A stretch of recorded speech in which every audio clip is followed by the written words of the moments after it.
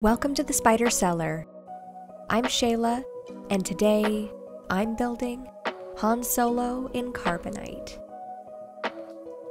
This particular scene comes from Star Wars: Return of the Jedi, where Leia disguises herself as a known bounty hunter, infiltrates Jabba's palace, breaks into his trophy room, and rescues Han. You know, right before the whole Slave Leia thing. To start, I'm cutting up some XPS foam with my Proxxon hot wire table, which will be used for the base, back, sides, and ceiling of the diorama. This machine makes quick work of the foam, especially the thicker pieces like these, creating a nice clean break and straight lines.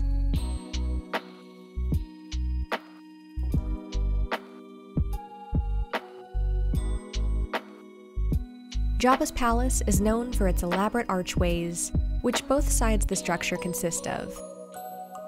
So I'm sketching out a basic curve and running it through the hot wire table once more.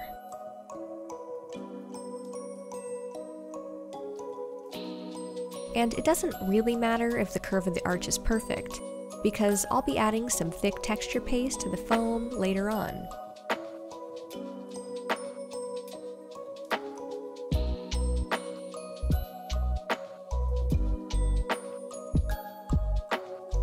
This here is the main part of the structure, the back wall, where Jabba's trophies are proudly displayed. But these walls are old, built in the arid, desert-like environment of Tatooine, where I doubt they've been properly maintained, so it's not surprising to see large cracks in the walls.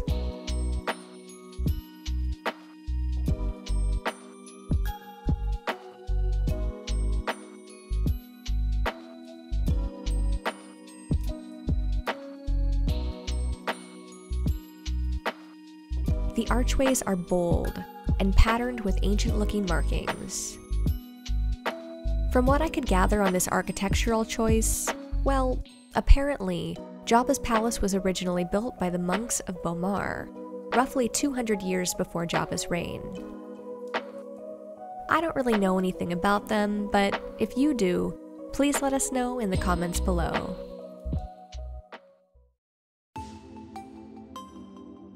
Now for the tin foil technique to give the foam walls a bit of texture.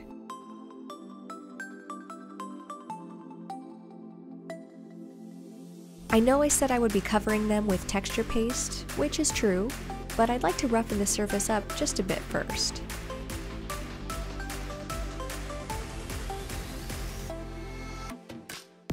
I was initially baffled on how to do the upper part of the back wall where Han's casing is attached to. The scene from the movie is dark, making a lot of the details difficult to discern completely, especially the more delicate ones. But after poring over several different photos and artistic renderings of the scene, I decided to use a thin sheet of EVA foam and wrap it around a rectangular piece of foam core like this. A styrene strip through the center, and then more thinly sliced EVA foam strips glued down the line.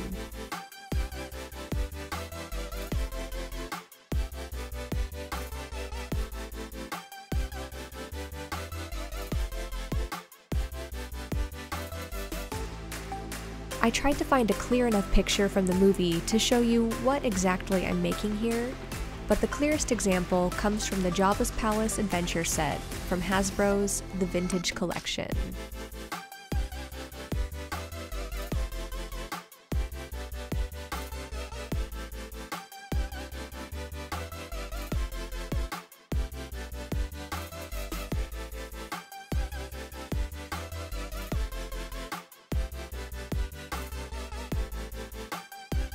With that, I can go ahead and secure it in place, and might as well just assemble the whole thing.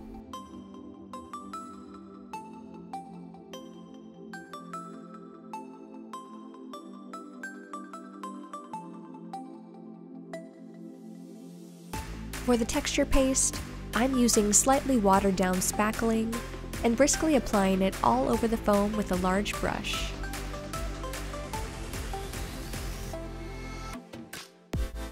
And despite what you see, I had to apply several layers of the paste in order to achieve the best results.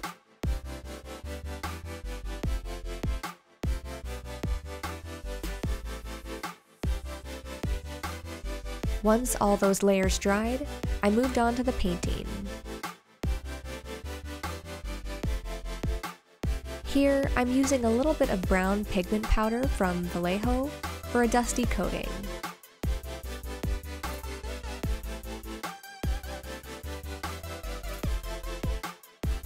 I find the pigment powders useful in the weathering process for the aged look they achieve, even before the wash stage. And they stick nicely to fresh paint, which is why I'm quickly alternating between paint and powder.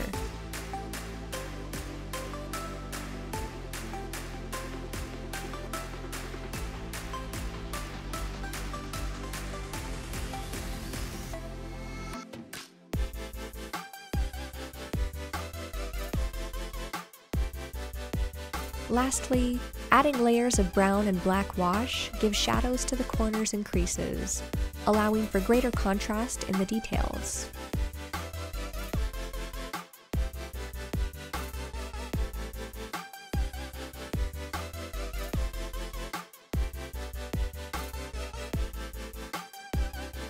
As for those large cracks in the walls, they aren't just bare. You can see the building materials exposed through them. So I'm using this random mesh sheet to glue in place.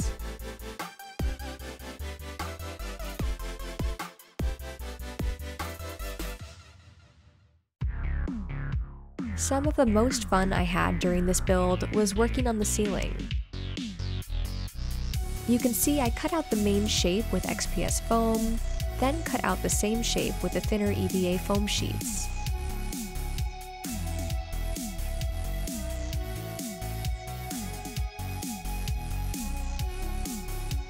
Then, I layered another foam sheet, but slightly smaller, to create a sort of window molding.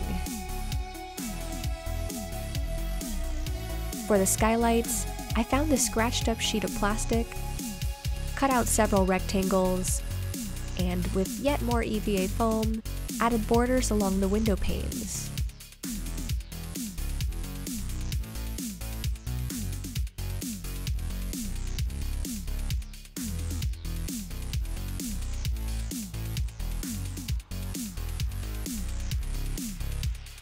I used thin metal wire to create the grating on the window panes by cutting the wires down to size and dotting them with C8 glue to be placed onto the surface.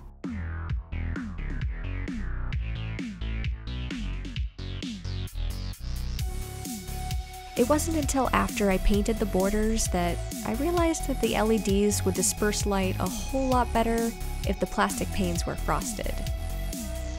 Using some sandpaper, I carefully swirled the scratches over the surface, taking note not to scratch the paint.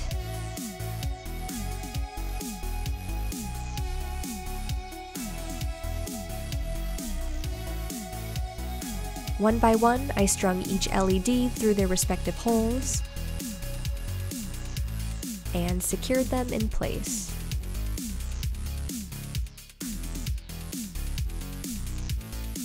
I was relieved when each window fit in their own slots. Not perfectly, but close enough.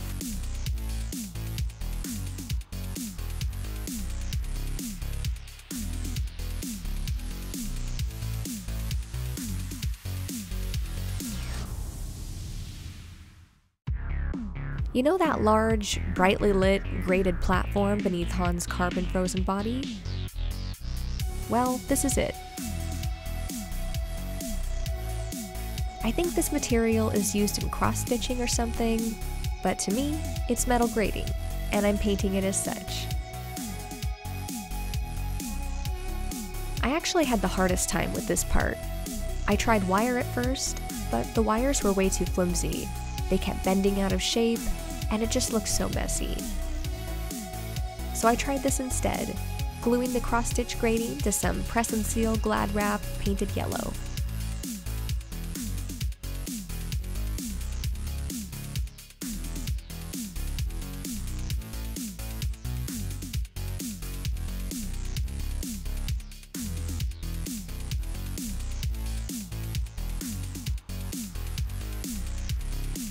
Time to plug them in, and they work.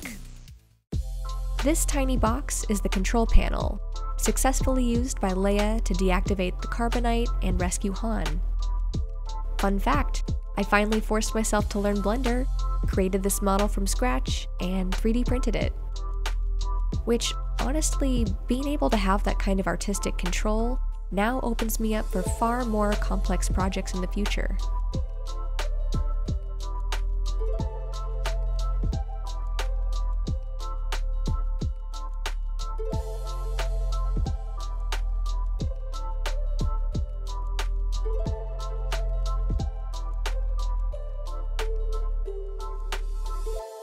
In making the control panel, I knew I had to learn 3D modeling because I had to somehow fit two very tiny LEDs inside the buttons from the back, and none of the models available for download were at all what I was looking for. And I'm just stubborn when it comes to creative stuff.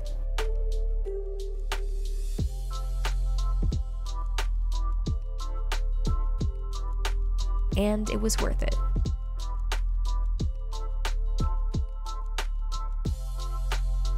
The thing about Jabba's palace is that it's always on, full of scum and villainy.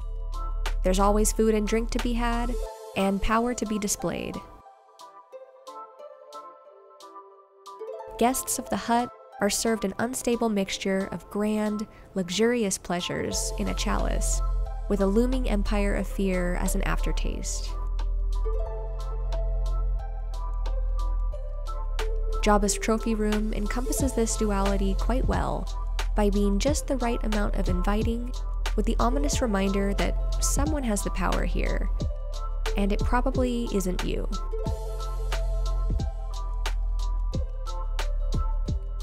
Plus, you never know when Jabba may be lurking right behind the curtain, waiting to ambush your rescue mission.